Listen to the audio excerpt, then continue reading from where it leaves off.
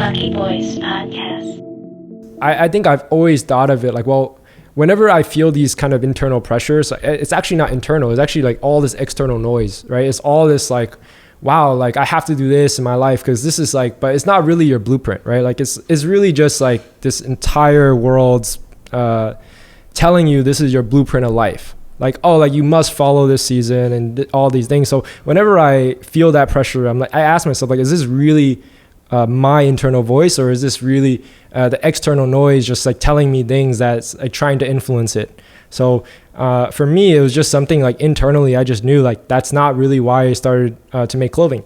I started clothing because I wanted something that would be made forever or timeless in a sense. And it wasn't a pressure of, oh, I'm going to just make fall, winter, spring, summer clothes. It was, I wanted to, in the simplest way to describe the brand, when I say it's like, we make clothing that makes you feel like a king. It's really something that's timeless and it is forever. Beyond just the clothing aspect of it, I think it translates into personal life. I mean, I can't relate to the whole fashion thing. I'm not in this industry, but just hearing you say that, is that the external noise or is that coming from within? I mean, that shit is deep, man.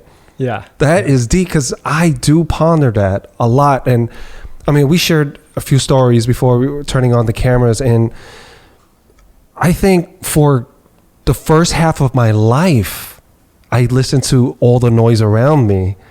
And it wasn't until one day I'm sitting down in the office and I'm going, what the hell am I doing? Yeah. I'm not happy. I had my bagel here. I had my pizza here on this desk. And now it's nighttime. I want to go home, but I can't because I'm not done. And I'm sitting here. My butt hurts from sitting all day and I'm not happy. My eyes hurt because I've been staring at a screen. What am I doing? Would the 6-year-old me be happy with the 12-year-old me, with the 15-year-old? Like, am I selling out, or like, why am I not happy right now? And how did I end up here? By listening to all the external noise. Yeah. I mean, I think with anyone that's feeling lost in life, to use that as a compass, it's so crucial. And you're only freaking 23, which that's what blows my mind, because it took me 30 years to figure that out. And I guess you must have figured it out because you dropped out of college too. And we have a similar upbringing where, we both come from immigrant Fujianese parents, and that's dropping out of school is, it's not it. Sentence. To go against that and have the parent support, that's unexpected. Yeah, I think there's something in terms of, though, I feel like even in Asian parents where they just want what's, especially Asian parents, they want what's best for you, but they, it's their belief of what's best for you, right? It's also like their context, like, and for a lot of Asian parents, they don't necessarily have a context of if fashion will make money, especially if they're like, let's say a seamstress, or like they've come from like the factory back end and they're like, well, factories barely make money. And right. Where each piece that they knit or so put together, like they get a few cents per piece. Yeah. So I think the context is like, their points of reference of success, or their role models of what they believe success is maybe that doctor or that lawyer, right? In a so-and-so's family or something like that. And when they see this form of success, that's when they're like, hey, like this is what my son should do, or this is what my daughter should do. So having more role models, or like people that are kind of their point of context for that success, I think helps influence that tremendously. I think also, though, once they feel like and can see kind of the sense of, wow, like you're not just going to give up on this after a year, right? And I think they're like, this is not a phase for you. They knew it was the real deal Holyfield. Yeah. So I think for me, it was just like, they just saw me going at it every single day, nonstop, to the point where they're like, okay, like he's not going to do school. He's like, this is what he wants to do. And like, he's so serious about this. Like, it's nothing like we say is going to stop this. And he's not exactly out here selling drugs. Right. It could be worse. Could be a lot worse. Yeah. Right. So I think it stuck out to them, and I think also like when I got to a certain point, I just started really thinking of it like where I started expressing and communicating it to them more. Like, this is what I want to do, and this is these are like the goals and like how I'm gonna get there, right?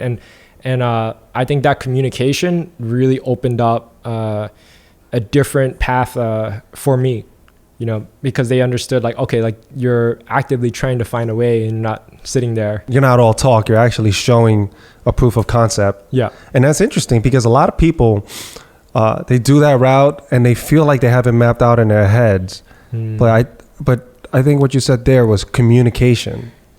I mean, in our lives, in our relationships, whether it's within our families or our friends or our relationships, it's very important that we help educate someone to understand our plan, because their intention may not be the best for us. So we kind of have to put it back on them and explain to them why this does work. Especially when, you know, if your parents, like immigrant parents, they've been working their entire lives. Yeah. So they don't know the concept of actually owning something and working, you know, at it. But if they had that reference, then they could fully understand, like if you're trying to explain to them. But if I said, like, I tell my parents, like, you know, I want to be a filmmaker, and they say that's not going to work. They don't know any like Asian filmmakers except from people from Hong Kong, you know, in China. They don't know any Asian filmmakers in the US. So they don't really have a point of reference. So I kind of understand where they're coming from. They don't know what's possible. Yeah.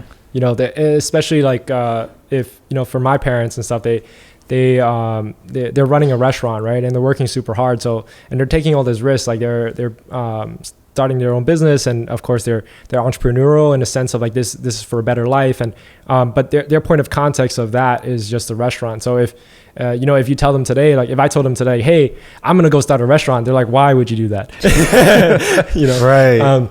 And you know, just because of their context of their life story, right? And they don't have that life story of somebody that maybe had at scale like 15 restaurants, 30 restaurants, right? And if they did, then maybe they would be like, yeah, like let's start 15 restaurants, you know? And so for me, I think I had to find those early reference points for myself. And then I had to put myself up to that standard where it was like, hey, like this is what you want me to do, but I'm going to be able to do the same, if not more, and show them that there's an unlimited upside in what I'm doing. And it is for the long term and not just something that I'm going to quit, you know, on. And I think most parents, like once they realize you're not going to quit on it, they're just like, okay, you know, they have no choice but to support you. Yeah. That's, I don't know. I just find that like very inspiring to hear. And I do think times are changing. I mean, my parents, if I told them I were opening up a restaurant, and my dad did the restaurant business thing too, as you know, and he would tell me like, you're absolutely crazy.